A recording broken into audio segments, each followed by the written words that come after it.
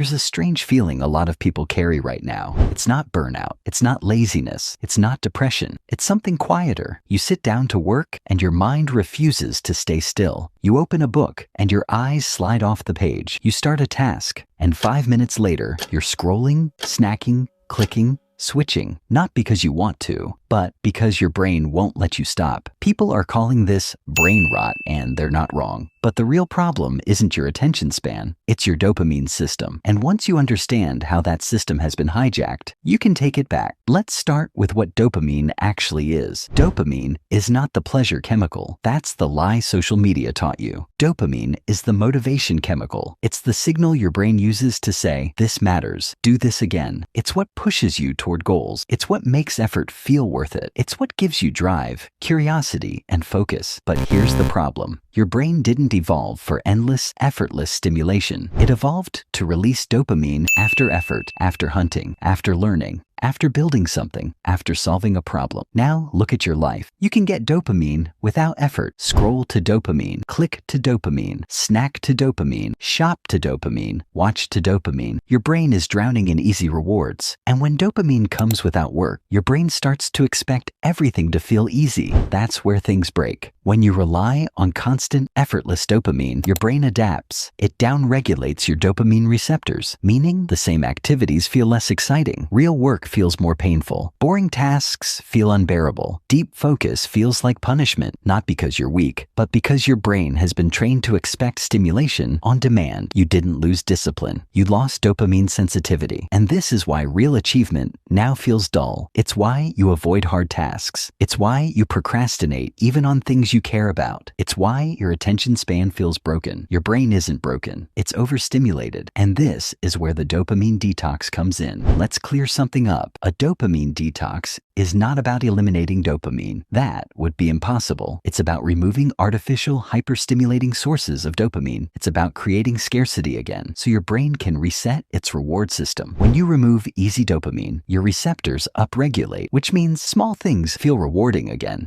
Focus becomes easier. Motivation returns naturally. Boring tasks stop feeling unbearable. Your brain starts to remember how effort is supposed to feel. But there's a catch. The beginning is uncomfortable. When you cut off your highest dopamine habits, you will feel restless, irritable, anxious, bored, unsettled. Your mind will scream for stimulation, not because something is wrong, but because you're in withdrawal. This discomfort is not failure. It's proof the detox is working. You're watching your brain unhook itself from a dependency. Most people quit right here. They think something's wrong, so they go back to scrolling, snacking, clicking, consuming, and the cycle continues. But if you push through this temporary discomfort, something strange happens. Your mind gets quieter. Your focus deepens. Your energy rises. Your cravings fade. You start to feel present again, alive again, capable again. So how do you actually do this? Not in a dramatic monk mode way, but in a real human way. Step 1. Identify your highest dopamine activity. Not the thing that looks worst, the thing that gives you the most stimulation for the least effort. For most people, it's your phone, social media, streaming, junk food, online shopping, gaming. You already know what yours is. It's the thing you reach for automatically, the thing you use when you feel bored, stressed, or uncomfortable, the thing you say,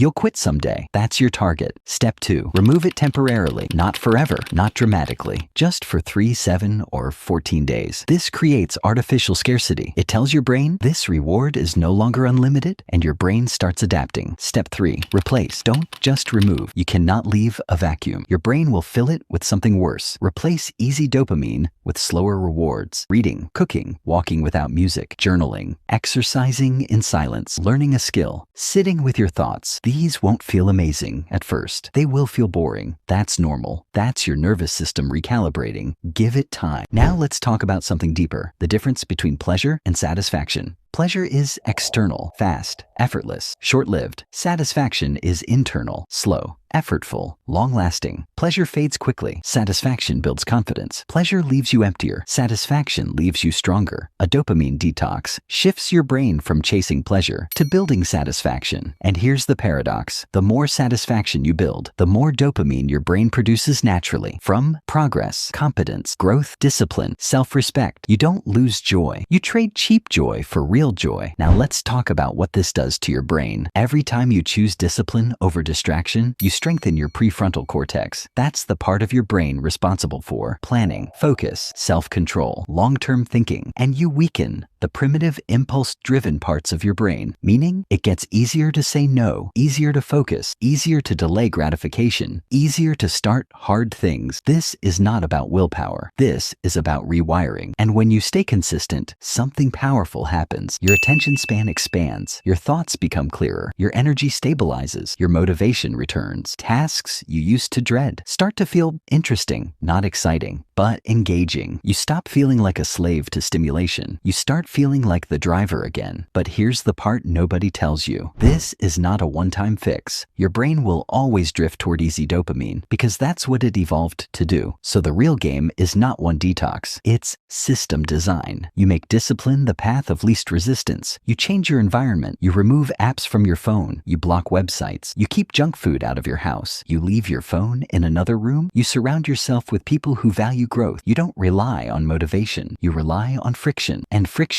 is everything, because when discipline becomes easier than distraction, your life changes automatically. And that's the real goal here. Not just more focus, not just more productivity, but reclaiming agency, having a brain that works for you, being able to choose difficult things and actually enjoy them, being able to sit in silence without panic, work deeply without resistance, delay gratification without misery. That creates something rare. Confidence, not loud confidence, quiet confidence, the kind that comes from knowing you control yourself. And when you control yourself, you control your future. So here's your challenge. Not a 30-day monk mode, not a total life reset. Just one simple move. Identify your biggest source of empty dopamine and remove it for 7 days. Just 7. Watch what happens to your focus, your mood, your energy, your discipline. Notice the discomfort. That's your brain healing. Notice the clarity. That's your brain waking up. You don't need a new personality. You don't need more motivation. You need fewer cheap rewards. Because the moment you stop drowning your brain in stimulation, you don't become boring. You become powerful. And the version of you with a calm mind, deep focus, and real drive has been waiting underneath the noise this whole time. All you have to do is turn the volume down.